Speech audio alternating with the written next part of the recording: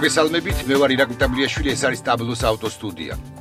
Mainstream media ცხადია უთმობს ყურადღებას პოლიტიკურ საკითხებს, მეტწილად პოლიტიკურ საკითხებს, იმ თემებს, რომლებიც აქტუალურია ყოველდღიურად, არჩევნები და არა მხოლოდ არჩევნები, საერთაშორისო ვითარება და არა მხოლოდ საერთაშორისო ვითარება, ყოველდღიურობა, რომელიც არის ჩვენ სინამდვილეში, მაგრამ ამასობაში mainstream medias გაეპარება ხოლმე უნებურად იმგვარი საკითხები, რომლებიც არანაკლებ მნიშვნელოვანია მით უფრო სახელმწიფოსთვის.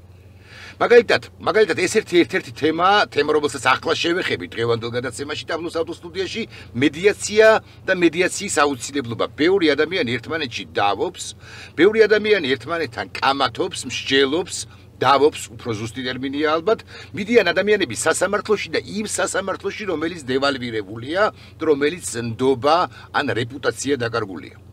Ამის შედეგად ადამიანები არიან ერთი ნაწილი დამარცხებული მხარე სამოქალაქო საქმეების გულისხმობ ცხადია არის უკმაყოფილო, ხოლო მეორე ბოლომდე კმაყოფილი და ეს იმ პირობებში, როცა შეიძლება რომ ორივე მხარე იყოს კმაყოფილი, ანუ შეთანხმდეს ორივე მხარე.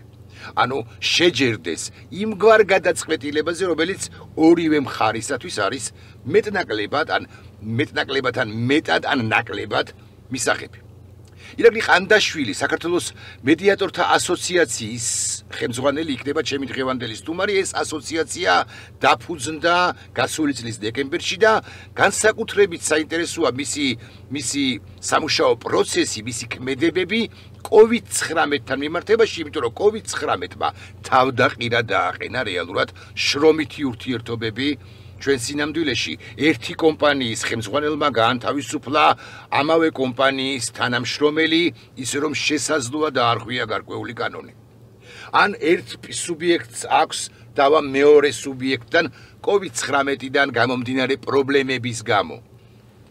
მედიაციის ცენტრს, მედიატორთა ასოციაციას აქვს ამბიცია, რომ მოაგვაროს სასამართლოში და კვლავ ვიმეორებ, დევალვირებულ სასამართლოში, ეს ჩემი სუბიექტური აზრია, რასაკვირველია და ბევრი საზოგადოებაში აქტიური პირი ეთანხმება ამას, ან მე ვეთანხმები მათ, პოლიტიკურ სპექტრზე რომ აღარაფერი თქვა, მოაგვარონ ადამიანებმა ერთმანეთთან ურთიერთობები, პრობლემები მედიატორთა საშუალებით. აი COVID-19-მა კვლავ ვიმეორებ, ეს იარები, ეს ჭრილობები გააცოცხლა და კიდევ უფრო გაამძაფრა.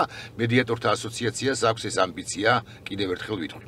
ირაკლი ყანდაშვილი იქნება ჩემი სტუმარი ამ თემებზე, რა მისიას ისახავს საერთოდ მედიატორთა ასოციაცია, რა არის მისი კონკრეტული პროგრამა COVID-19-თან მიმართებაში, რამდენად აქვს მას იმედი, რომ ბევრი ადამიანი მიაკითხავს, რამდენად კვალიფიციური პირები, მედიატორები მუშაობენ მის ორგანიზაციაში, ამ ხსენებულ მედიატორთა ასოციაციაში და რამდენად აქვს მოლოდინი, რომ მისი ორგანიზაცია გახდება ერთის მხრივ პოპულარული, მაგრამ რაც თავარია სანდო, იმიტომ რომ ნდობას ამგვარი ორგანიზაციის, ასოციაციის მიმართ აქვს გადამწყვეტი მნიშვნელობა. ირაკლი ყანდაშვილი რამდენიმე წამში ტაბლოს ავტოსტუდიის სტუმარი იქნება. დაგვილოდეთ. ირაკლი ყანდაშვილი შემოგვიერთდა, როგორ ახარ ირაკლი? მოგესალმებით. როგორ გიგიხართ? კარგად, პანდემიის ფონზე. გადაიარა მე მგონი ამ პანდემია.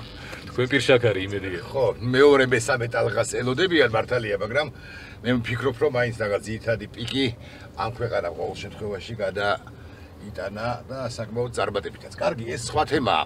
მე შესავალ ნაწილში ირაკლი ვისაუბრე მედიაციაზე როგორც ასეთზე და ძალიან მნიშვნელოვანია, მაგრამ ჩემი ინფორმირებულობაც კი არ არის საკმარისი. შენ ამიხსენი, რამდენად აუცილებელია ჩვენ სინამდვილეში მედიაცია ორ სუბიექტ შორის. შეიძლება ეს იურიდიული კომპანიებია, იურიდიული პირებია, შეიძლება ეს კერძო პირებია და ასე შემდეგ. რამდენად აუცილებელია ეს ჩვენ სინამდვილეში. ძალიან დიდი მადლობა გადაცემაში მოწვევისთვის, რომ დაინტერესდიან პანდემიის ფონზე ესეთი მნიშვნელოვანი საკითხი. ხო, იმიტომ რომ ამ ქართულმა მედიამ ზითად პოლიტიკური თემები წაიღო და მეც პოლიტიკას ვეხევი ხოლმე, მაგრამ ამავდროულად გრძნობს შინაგანად გულწრფელად გეტყვი ხა. შეგაწყვეტ იდე რომ რაღაც ისეთი თემებიც არის ჩვენ სინამდვილეში, რომლებიც პოლიტიკის მიღმაა, თქვათ ესე, ფართო გაგებით პოლიტიკის მიღმაც კი არის, მაგრამ ქართული მედია ამას ობიექტურად და სამწუხაროდ ვერ უთმობს ყურადღებას. უკაცრავად შეგაწყვეტ იდე. თუმცა გამოგეხმაურები ირაკლი რომ ერთი მხრივ რა თქმა უნდა სწორი ხარ ძალსახა, თუმცა არის რაღაცა მიმართულებები, რომელიც საბოლოო ჯამში პოლიტიკასაც ეხება. ხო, ფართო გაგებით პოლიტიკა. ფართო გაგებით პოლიტიკა ერთი რა თქმა უნდა და მეორე მხრივ ფართო გაგებით იმ პოლიტიკასაც ეხება, რომელ პოლიტიკასაც გულისხმობდა ყველა იმაზეა აქცენტირებული სამწუხაროდ. ყველა ერკვევა პოლიტიკაში. მოდი ახლა დავბრუნდეთ თემაში და რას გულისხმობდი ამ ყოველივეში. გილოცავ უპირველესად, როგორც საქართველოს მოქალაქეს და ყველას მაყურებელს და სოციუმს ულოცავ მედიაციის შესახებ კანონის მიღებას. ჯობს გვიან ვიდრე არასდროს. რატო? მედიაცია არ ქონდა 2020 წლის 1 იანვარს ამოქმედა კანონი და რატო გილოცავთ ახლა დაგარწმუნებთ ამ მოლოცვის რეალურობაში და საჭიროებაში მედიაცია ეს არის დავის გადაწყვეტის ალტერნატიული მექანიზმი რა ჯობია იმას ირაკლი ალბათ ამეთახმები როცა ორი მხარე ჯერ კიდევ მაშინ სანამ სასამართლოში წავლენ და კონფლიქტი დაინახეს რომ წარმოეშვათ აქვთ იმისი მექანიზმი რომ ოფიციალური მოლაპარაკებები აწარმოონ თავიანთი ხელით ამ მიმართულებით სპეციალურად მომზადებული, მოდი სიტყვა გაწვრთნილიც ვთქვათ, ხო? მომზადებული კადრის მედიატორის მეშვეობით, პროფესიონალი მომლაპარაკებლის მეშვეობით, რომელიც მათ ეხმარება, რომ გამოსახოს ინტერესი ერთმა მხარემ, გამოსახოს თავისი ინტერესი მეორე მხარემ და მათ ინტერესზე მორგებული მოლაპარაკება აწარმოებინოს, რომელიც თუ დასრულდა შეთანხმებით, მხარეების ხელით მიღწეული შეთანხმებაა საბოლოო ჯამში, ის კანონით გათანაბრებული შეიძლება გახდეს სასამართლო გადაწყვეტილებასთან, და აღსრულებადი აქტი გახდება. თუ ჩვენ მივახცევთ შეთანხმებას, ამიხსენი, ბოდიში. მე და შენ დავობთ მედიატორმა ირაკლი და ირაკლი დავობენ. მედიატორმა მესამე ირაკლისთან წავედით. მესამე ირაკლისთან კი ბატონო. მესამე ირაკლისთან წავედით. მედიატორთან რომელსაც ქვია ირაკლი, შევჯერდით, მაგრამ მე რო არ შევასრულო. აი ახლა მან მეორე საკითხია, ნახე, დავასრულოთ ის საკითხი, რომ მე და თქვენ თუ შევთანხმდით ორი ირაკლი და გვაქვს ინტერესი, რომ ჩვენი მიღწეული შეთანხმება აღსრულდეს. და რა თქმა უნდა გვექნება ახლა თუ დრო დავხარჯეთ და ენერგია და თავიდან ავირიდეთ კონფლიქტი, ესე იგი გვაქვს ინტერესი რომ შეთანხმება ნებაყოფლობითია და აღვასრულოთ კიდეც, იმიტომ რომ ზოგადად მედიაცია არის ნებაყოფლობითი, მაგრამ რისკი რაღაცნაირად არის რომ შეიძლება ეს ყველაფერი წყალში ჩაიყაროს და აღარ აღვასრულოთ. უპრიანია და კანონი იძლევა ამის საშუალებას რომ მივმართოთ უკვე მედიატორის წინაშე მიღწეული შეთანხმებით, ვინმე გარეშე პირთან მიღწეული შეთანხმებით არა. მედიატორთან თუ მივახციეთ შეთანხმება, ეს შეთანხმება სასამართლოს წარუდგინოთ, სასამართლო მას შეამოწმებს, ნახავს რამდენად აღსრულებადია, რამდენად კანონიერი არის, რამდენად საჯარო წესრიგს არ ეწინააღმდეგება. მოწერილებს ორივე ირაკლი. ორივეს ისედაც მოწერილია იმ შეთანხმებაზე ხელი, ამოწმებს მოსამართლე ეს ლიცენზირებულ მედიატორთან არის თუ არა მიღწეული შეთანხმება და მას ადასტურებს. რომელსაც მე თუ არ შეასრულებ, კარგი სიმამდე მიყავარ და ესე იგი სავალდებულოა მის შესრულება. მე უკვე შესასრულებელია. და თუ არ შეასრულა, მანამდე ნებაყოფლობითია. მოდი აღვასრულო და თუ არ შევასრულე, წახვალ და სასამართლოს აღსრულებულ ფურცელს გამოიწერ. და მე უკვე იძულებით აღასრულებ. მართებული კითხვა რამდენი ლიცენზირებას ექვემდებარებიან მედიატორები? რა თქმა უნდა. მე ვერ გავხდი. აი ხა მაგ საკითხს შევხებია, მაგასაც მოგახსენებ ირაკლი, იმედი მაქვს გახდები, გაგიჩნდება ეგ სურვილი. კანონი բոլო შემთხვევაში გაძლევს საშუალებას და მე რო აღნიშნე რომ გილოცავთ კანონის მიღებას, ეს მათ შორის იმასაც ეხება რომ ერთი სოციუმს ვაძლევთ საშუალებას უკვე რომ თავად გახდნენ საკუთარი კონფლიქტური სიტუაციების გადამწყვეტი პირები, თავად საკუთარი ხელით წვიდონ უკვე ეს პრობლემები, რატო? იმიტომ რომ სასამართლო როცა წყვეტს ორი მხარის დავას, სასამართლოს ინტერესი მხარეების რა არის, არ აინტერესებს, არ უნდა აინტერესებდეს. მას ერთადერთი აინტერესებს და მისი ფუნქცია არის კანონთან შესაბამისი საქმეში არსებული მტკიცებულებებით გადაწყვეტილება მიიღოს. კმაყოფილი დარჩები თუ არ დარჩები, ეს სასამართლოს ფუნქცია არ არის. აი მედიაცია იძლევა იმის საშუალებას ამიტომ სასამართლოში მოდის ვიხდი ერთი მხარი ყოველთვის უკმაყოფილოა. რა თქმა უნდა, უკეთესგეთ ვერადი, ორივე მხარე ხშირად უკმაყოფილოა, იმიტომ რომ შენი სარჩელი არ დაკმაყოფილდა, ჩემი შეგებებული სარჩელი არ დაკმაყოფილდა. თქვენი ნაწილობრივ დაკმაყოფილდა, ნაწილში უკმაყოფილო ხარ. ასე შემდეგ. სიტყვა დაჟა მოხსნათ სამოქალაქო დავებზე ვსაუბრობთ. აქედან გამომდინარე, მედიაცია გვაძლევს სოციუმს იმის საშუალებას, რომ ჩვენ ვიყოთ კმაყოფილი. ჩვენი ინტერესი გავატაროთ და ისეთი შეთანხმება მივაღწიოთ, რომელსაც ხელს რომ მოვაწერთ. ორივე ვარ ყოველ შემთხვევაში მართებული ვარ, მე მართლობად ვიტყვი, მგონი, ბოლომდე უკმაყოფილო არ ვიყოთ, დამარცხებულად არ ვიქცოთ თავით. კი ბატონო. მედიაციაში დამარცხებული მოგებული არ არის. მედიაციაში ორივე არის მოგებული. ორივე არის კმაყოფილი, ორივემ დავა დაასრულა შეთანხმებით იმ შედეგით, რაც უნდა. ახლა დაუბრუნდოთ კიდე ერთ მოსავლოდს, რატო არის მოსავლოდsi. თქვენ შეგიძლიათ გახდეთ მედიატორი. მედიაცია პროფესიული ნიშნით არის შეუზღუდავი. კანონით გათვალისწინებული წინაპირობები რაც არის, რაც უნდა დააკმაყოფილოს პირმა, ვისაც უნდა რომ გახდეს მედიატორი, თუ დააკმაყოფილებს ამ წინაპირობებს და რა წინაპირობებია მოგახსენებთ, ეს არის რომ პირი უნდა იყოს ქვედუნარიანი, პირი არ უნდა იყოს ნასამართლელი და პირი უნდა აკმაყოფილებდეს კანონის საფუძველზე შექმნილი და შევეხებით ამ ინსტიტუციასაც საჯარო სამართლის იურიდიული პირი მედიატორთა ასოციაციის მიერ დამტკიცებულ მედიატორთა სერტიფიცირების პროგრამას. აი რას ნიშნავს ეს? მედიატორთა სერტიფიცირების პროგრამაზე ჩვენ კანონით დავფუძნით და უკვე შევეხოთ მოდი ამ ინსტიტუციას.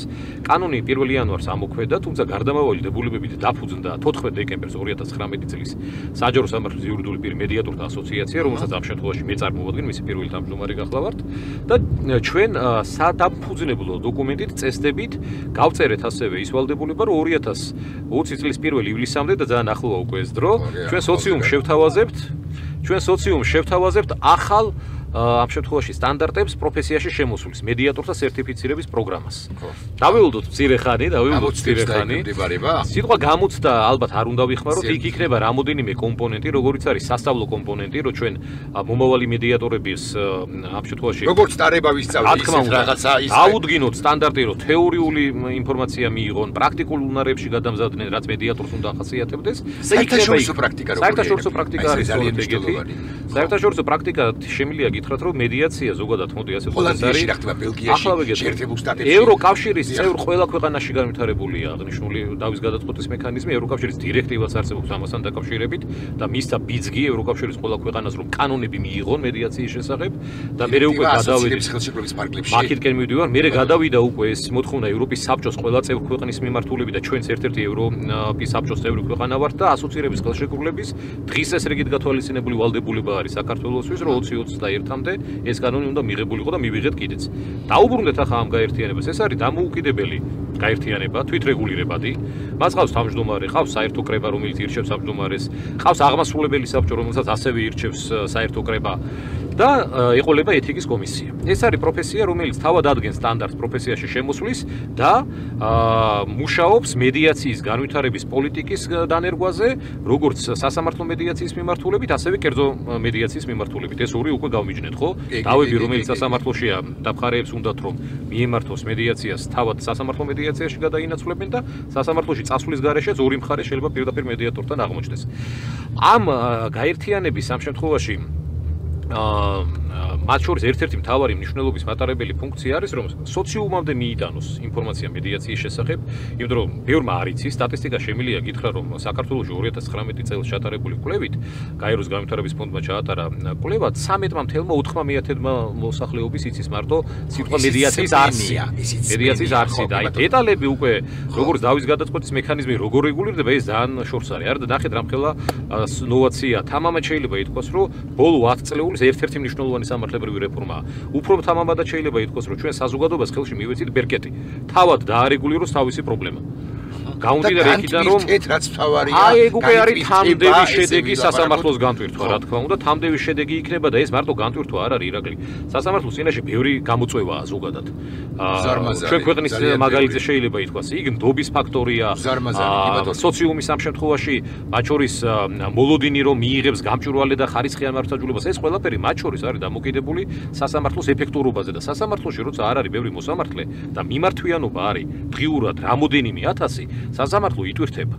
და რა თქმა უნდა, განტვირთვა სასამართლოს ინტერესია, მაგრამ სოციუმისთვის და მოდავე მხარეებისთვის ისაცაა ინტერესი, რომ განტვირთული მოსამართლე უფრო ხარისხიანი მართლმსაჯულების შემქმნელი არის. ანუ იხეირებს მედიაციის კარგად ამოქმედებით არა მხოლოდ ის სოციუმი, ვინც მედიაციას გამოიყენებს, არამედ ის დავის მხარეებიც, ვინც დარჩებიან სასამართლოში. უფრო დროული გახდება სასამართლო, უფრო ხარისხიანი და ნდობაც აიწევს, რა თქმა უნდა. ეს ერთი მეორესთან დომაში არის. ჩვენი ქალაქი ლამაზება, მოდი ამას ასე შევხედოთ და ალბათ რაღაც პროექტი მიმდინარეობს მარჯვენა მხარეს. შესაძლოა. კარგი, უცხოეთში. თვითონ მედიაცია, ჩვენ რო დოქტრინას ჩავხედოთ, ეს არის დავის გადაწყვეტის მექანიზმი და უცხოეთში ეს ტერმინიც არის Alternative Dispute Resolution, ADR, ცნობილი აბრევიატურა არის. ალტერნატიული მექანიზმი არის, ხო? და აი უცხოეთში უკვე ეს ADR-ი ხშირად მოითარგმნება ხოლმე როგორც appropriate, შესაფერისი დავის გადაწყვეტა და არა ალტერნატიული. ანუ უკვე იმ დონეზე არის წასული დავის გადაწყვეტის აღნიშნული ალტერნატიული მექანიზმი არაერთ ევროპულ ქვეყანაში და ამერიკის შეერთებული შტატების არაერთ შტატში, რომ როცა კი მხარეს დავა წარმოეშვება, ის აღარც ფიქრობს სასამართლოს. სამოქალაქო დავა უთხრათ მაყურებელს მაინც, რომ ცხადია სისხლის სამართლოზე. უფრო მეტიც მოდით უთხრათ ჩვენს მსმენელს და მაყურებელს, რომ კანონმა, რომელიც ამოქმედა 1 იანვარს, თამდევის შედეგები გაატარა სამოქალაქო პროცესში. და თქვა ასეთი რაღაცა ჩამონათვალი მოგცა და მინდა რომ მივაქციოთ ყურადღება მაყურებელმა ისეთი კატეგორიის დავები, რასაც ახლა მე ჩამოვთვლი, როგორც არის ინდივიდუალური შრომითი დავები, როგორც არის საოჯახო დავები, როგორც არის სამეზობლო დავები, საზიარო უფლების გაყოფა, სამემკვიდრეო დავები, ქონებრივი დავები 20000 ლარს ქვემოთ ირაკლი და არაქონებრივი დავები სრულად, აი როგორც არის დეფამაციური სარჩელები პატივზე და ღირსებაზე და ასე შემდეგ. პატივი და ღირსების შეურაცხყოფის გამო წარმოშობილი დავები, ეს ხო იცი? ეს კატეგორიის დავები არის ცალსახად სავალდებულო სასამართლო მედიაციას დაქვემდებარებული. საოჯახო დავების აი ახლა რაც ჩამონათვალი დავაკეთე. ხო, კი ბატონო.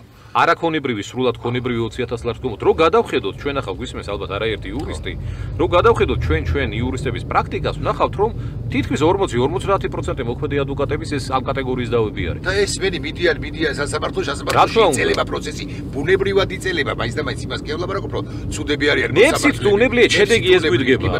ბენეფიციარი მარცხაჯურების მომხმარებელი ხდება უკმაყოფილება. ამდენ ხანში რაღაცა ჟარგონი სრულდება ხო მე სრულდება. კაი კითხვა არის. ახლა ჩვენ შევეხოთ ირაკლი ისეთ საკითხებს როგორც არის უპირატესობები მედიაციისთვის მახასიათებელი. ხო ერთ-ერთი ეს არის დროში ნაკლები დანახარჯი. რას ნიშნავს ეს? რომ დავასაბუთოთ ასევე.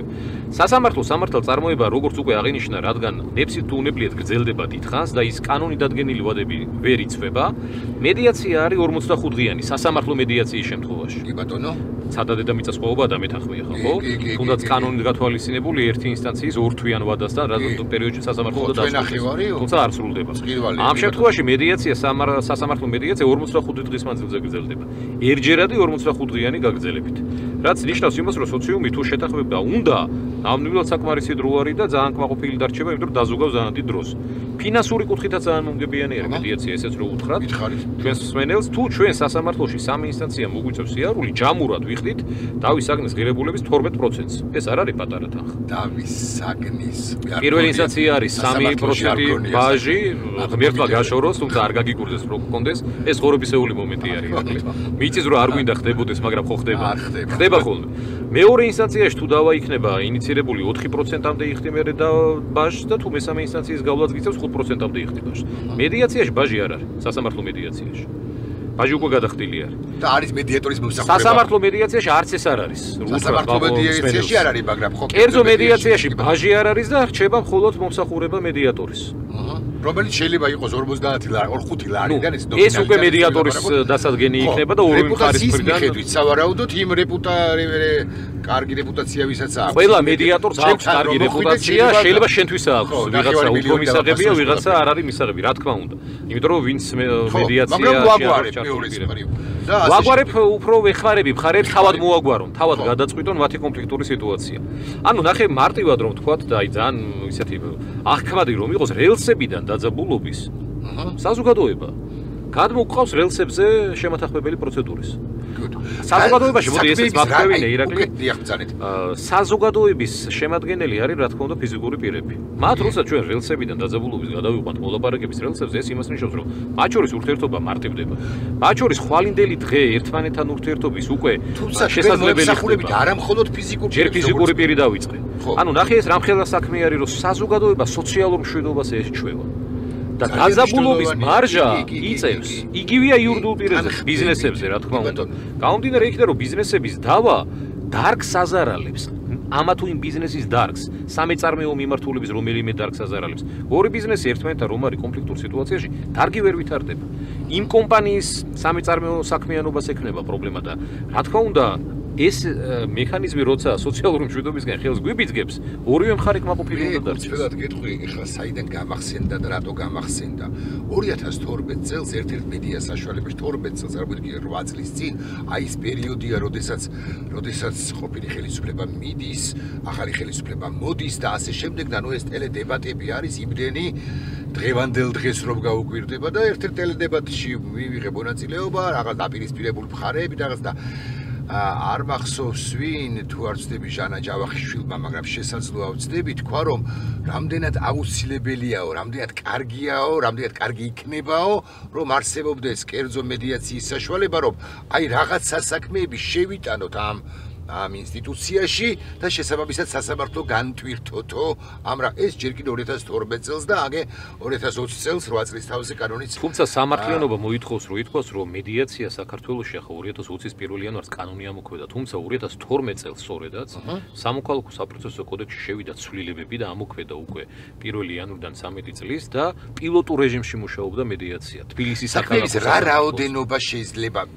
ვთვლათ კარგი კითხვა არ არის, გამართული კითხვა არ არის, მაგრამ აი დახმავდება საქმეები ესე ვილაპარაკოთ. ახლავე გეტყვით, თუმცა ეს თეზა რომ მსმენელს უთხრათ, ეს ინფორმაცია ასევე 2012 წლიდან თბილისის საქალაქოში იყო პილოტური რეჟიმი, პირველი ნაკადი სასამართლო მედიაციის. დიახ, ბატონო, პირველი ნაკადი მომზადდა მედიატორების და ისინი უკვე იყვნენ ხელმისაწვდომი თბილისის საქალაქო სასამართლოში მიმდინარე დავის მხარეებისთვის.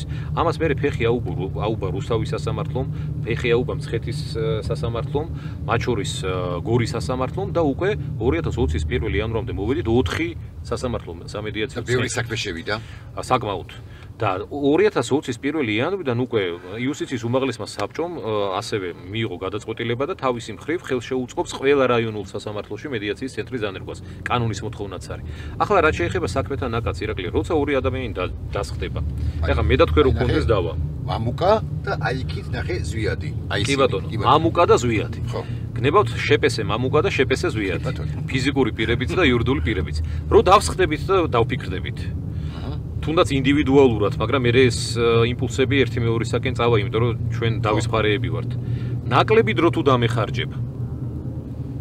ნაკლები ფინანსები დამეხარჯება. ოკეი, კი ბატონო. მესამე პირი არ მიიღებს ჩემს საქმეზე გადაწყვეტილებას, არ მეტყვის მე მართალი ვარ თუ მე მტყუანი ვარ, არამედ მე თავად შევძლებ ეს გავაკეთე. გულწყვეტა არ მექნება შესაბამისი. მიღებული შედეგით კმაყოფილება მისი მარჟა გაცილებით მაღალი არის. და რესურსია იმისა, რომ ჩვენ გავაგრძელოთ ურთიერთობა ხვალ. იმავე დარგში მოქმედმა პირებმა იურიდულმა და თუნდაც ადამიანურ ურთიერთობებში ჩვენ ერთი მეორესთან სახე არ დავკარგოთ. რომელი გონიერი ადამიანი არ მიიღებს გადაწყვეტილებას მედიაციის მიმართულებით და ერთი არ მიიღებს. ბევრი გონიერი მიიღებს, ოღონდ ერთი დათქმით. რეპუტაცია აი მოდი ტაბლიაშვილზე ვიტყვი. მედიატორ ტაბლიაშვილისა უნდა იყოს მაღალი, შესაბამისი მაღალი. ხო მე ჯიბშერმა თუ რა სახელით თქვით, მამუკამ და ზვიადიმ, ზვის მამუკამ რომ მიმართოს ან ზვიადმა რომ მიმართოს, ირაკლის რეპუტაცია უნდა იყოს მაღალი და მეთანხმე. ცალსახად. კარგი, ეხლა კიდევ ერთი საკითხი. თუმცა ერთი დეტალი არ გამოგვრჩეს, ირაკლი. კონფიდენციალურობა არ გვიხსენებია ჩვენ. მედიაციას ახასიათებს კონფიდენციალურობა. რას ნიშნავს ეს? მე პირადად მივესალმები საჯაროობას, გამჭვირვალობას, რა თქმა უნდა.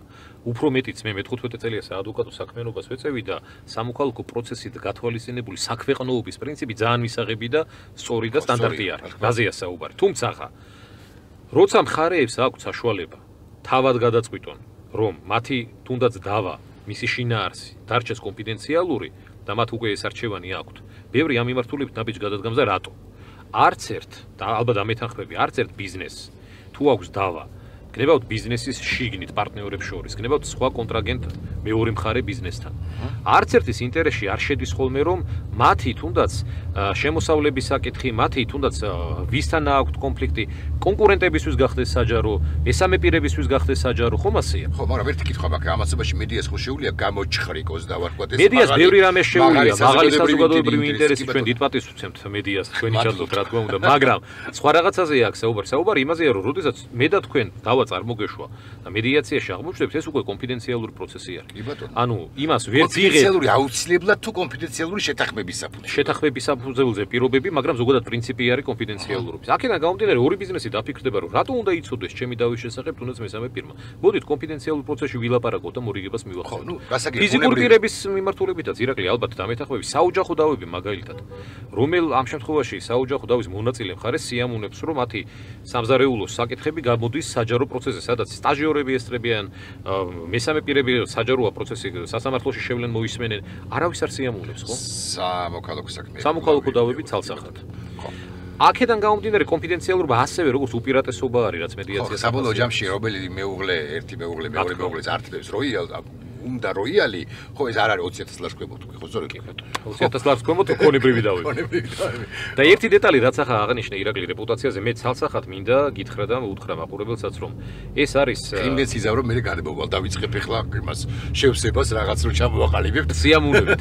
ეს არის ისეთი ახალი მიმართულება რომ რა თქმა უნდა ნებაყოფლობითი პროცესია და ეს მხარეების ნებით შერჩეული დავის გადაწყვეტის მექანიზმია და რა თქმა უნდა მათ უნდა სჯეროდეთ მედიაციას. რა თქმა უნდა. მათ უნდა სჯეროდეთ გარდა მედიაციის მედიატორების და რა თქმა უნდა ამ მარეგულირებელი ინსტიტუციის საჯარო სამართლის იურიდიული პირი მედიატორთა ასოციაციის ფუნქციაც მათ შორის ერთ-ერთი არის მედიაციის ინსტიტუციის დანერგვა, განვითარება, პოპულარიზაცია და სანდოობის მოპოვება დარგისადმი, მოდი ასე ვთქვათ, მომხმარებელში. სფეროს არის საკითხისადმი, კი ბატონო.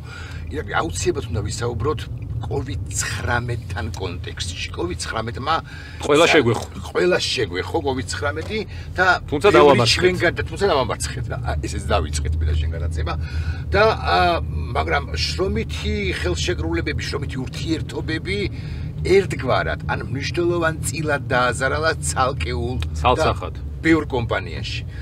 არიან უკმაყოფილო ადამიანები, რომლებსაც უცებ მოულოდნელად შეუწყდათ კონტრაქტი მაგალითად. ხო, მაგალითად. არიან უკმაყოფილო ადამიანები, რომლებიც სულაც არიან კმაყოფილნი იმის გამო, რომ სახელმწიფო გამოვიდა, სახელმწიფო გარკვეული პროგრამები აამოქმედა. კარგები თუ ცუდები, ახლა ამ თემაში არ შევალ, ხო? საკვარი სტუმრები ყავს ხოლმე მაგ თემის გასაშლელად. აი ახლა მითხარი COVID-19-თან მიმართებაში ვიცი რომ რაღაცა ახალი ინიციატივები გაქვს. აუცილებლად დიდი მადლობა მაგ საკითხი რომ არ გამოგრჩა. ისე გადის დრო და ისე მივდივარ დანიშნულების ადგილამდე რომ შეიძლება გამოგრჩენოდა. COVID-19 ყველა შეგვეხო, ნებსი თუ უნებლიეთ. ახლა ახსენე შრომითი ურთიერთობები და მაგ საკითხზე შევჩერდები დეტალურად, თუმცა ზოგადად რომ ვთქვათ. COVID-19-მა ნებისმიერი სამართლებრივი ურთიერთობის მხარეები დააყენა გარკვეული დილემის წინაშე. მე ვიტყოდი რომ ორივე მხარე ვინც შეიძლება დაარღვია, ვინც შეიძლება არ დაარღვია ხელშეკრულება, მაგრამ რახან დაურღვია პირველმა მხარემ, თვითონაც დაზარალდა, ორივე ალბათ COVID-19-ის მიზნებისათვის მსხვერპლი მხარეა. იმიტომ რომ ეს ისეთი რაღაცა მოხდა, რომ ყველა მხარე დაზარალდა. იგივე არის შრომით ურთიერთობებში, ალბათ ამეთახები, არც ერთ გონიერ დამსაქმებელს რატო უნდა ნდომოდა, რომ დასაქმებულთან შრომითი ურთიერთობა შეეწყვიტა თუ არა განაპირობა ამ ფინანსურმა სიდუხჭირემ უცებ დატრიალებულმა და რა თქმა უნდა დასაქმებულს ხოთ მით უფრო არ უნდა, რომ ურთიერთობები გაფუჭებოდა დამსაქმებელთან და შეწყვეტილიყო, მოდი ასე ვთქვათ. ჩვენ მედიატორთა ასოციაციამ ამ მიმართულებით ძალიან ბევრი ამ მოკლე დროში მართლაც ახლა რომ შემიძლია გადავხედო და გავიხსენო, შევძელით და გავაკეთეთ, აი მარტივად რომ გითხრა, რამოდენიმე საკითხად რომ წამოვწიო. 23 მარტი გვახსოვს ყველას აღიარება მოხდა დადგენა საგანგებო მდგომარეობის. 21-ში ამ შემთხვევაში გამოცხადდა პანდემია და 23-ში პრეზიდენტმა დეკრეტი მიიღო, ხო? უკაცრავად 21-ში მიიღო დეკრეტი და 23-ში მთავრობა მიიღო დადგენილება, რომელმაც დაარეგულირა საგანგებო მდგომარეობის მიზნებისათვის დასაშვების საქმიანობები. ძალიან ბევრი საქმიანობა აიკრძალა, რამაც მათ შორის განაპირობა სახელშეკრულებო ურთიერთობების და სამართლებრივი ურთიერთობების არევა. ამ დროს დასაშვების საქმიანობათა ნუსხაში არ იყო მედიაცია. როგორც დისტანციური საქმიანობა და ეს არ არის სწორი. ჩვენ მივმართეთ მთავრობას და მართლაც უნდა აღვნიშნოთ, რომ იქნა ეს არგუმენტი გაზიარებული და გამოხმაურებაც იყო დროული. 1 აპრილს შეიტანა მთავრობამ 191 დადგენილებაში ცვლილება და დისტანციური ფორმით მედიაცია, ანუ დავის მხარეთა გადაწყვეტის მექანიზმი დასაშვებ საქმიანობად გამოცხადდა. უახლოეს პერიოდში ჩვენ შევიმუშავეთ ელექტრონული პლატფორმა და უკვე სიამაყით შეიძლება ითქვას, რომ ქართველ მოდავი მხარეებს დღეს უკვე შეუძლიათ დისტანციურად აწარმოონ მედიაცია. რაც დარჩება და გამოყენებაში დარჩება, თუმცა COVID-მა უბიძგა ამ ყველაფერს და ჩვენ მივეცით სწორი ამ შემთხვევაში ფეხი აუბით საჭიროებებზე გამოწვევებს. შეიძლება ისე ითქვას, ზუსტად და 21 აპრილს გავუშვით ელექტრონული მედიაციის დისტანციური მედიაციის შესაძლებლობა. 7-6 კვირა გავიდა, ხო? ამ 6-7 კვირაში მე შემიძლია გითხრა, რომ უკვე 6 შეთანხმება შედგა. საქმე ესე გიგდენია, რომ 6 შეთანხმება შედგა. და რა თქმა უნდა, წეღან კითხვაზე რომ გაგეცი პასუხი, ორი მხარე რომ დაფიქრდება და იტყვის, რომ მინდა ძვირიანი პროცესი არ მინდა. მინდა დროის ხარჯვა არ მინდა. აკაც დაფიქრდა მხარე. დაველოდო გადადებულ პროცესების ჩანიშვნას, რაც ახლა COVID-მა განაპირობა თუ სინჯო შეთანხმების მიღწევა. სინჯეზა მიიღეს შედეგი, წარმატებები ყველას. ახლა რომ დავავიწრო ეგ საკითხი შრომით ურთიერთობებთან დაკავშირებით. მედიატორთა ასოციაცია თქვენ აღნიშნეთ ირაკლი, რომ იგივე რეპუტაცია არის მნიშვნელოვანი, სანდოობის მოპოვება მნიშვნელოვანი და ჩვენ ამ მიმართულებით მიმართულებითაც რა თქმა უნდა ყოველთვის ვფიქრობთ რომ სოციუმს რა შევთავაზოთ რითი დავეხმაროთ და ამ მიმართულებითაც ძალზედ მნიშვნელოვანი სოციალური პროექტი დავიწყეთ უნდა აღინიშნოს გაეროს მხარდაჭერა გაეროს განვითარების გაერო მხარდამჭერია გაეროს განვითარების ფონდი ევროკავშირის პროექტი არის მხარდამჭერი მადლობა მათ ამისთვის თუმცა იდეა მოდის სწორედ მედიატორთა ასოციაციიდან ჩვენ ამ პროექტს ვახორციელებთ და გეტყვით ახლა პროექტის შინაარსს საქართველოში მოქმედ თითქმის ყველა უმაღლეს სასწავლო დაწესებულებასთან ერთად მათ ბაზაზე და ჩვენ და უნივერსიტეტები ვთავაზობთ ჩვენი პროექტის ფარგლებში შრომით ურთიერთობებში COVID-19-დან გამომდინარე დაზარალებულ მხარეებს მარტი, აპრილი, მაისში დაზარალებულ შრომით ურთიერთობიდან მხარეებს შესაძლებლობას რომ უახლოესი 3 თვის მანძილზე ივლისში და აგვისტოში ჩვენ უფასო მედიაციას ვთავაზობთ, უფასო კერძო მედიაციას.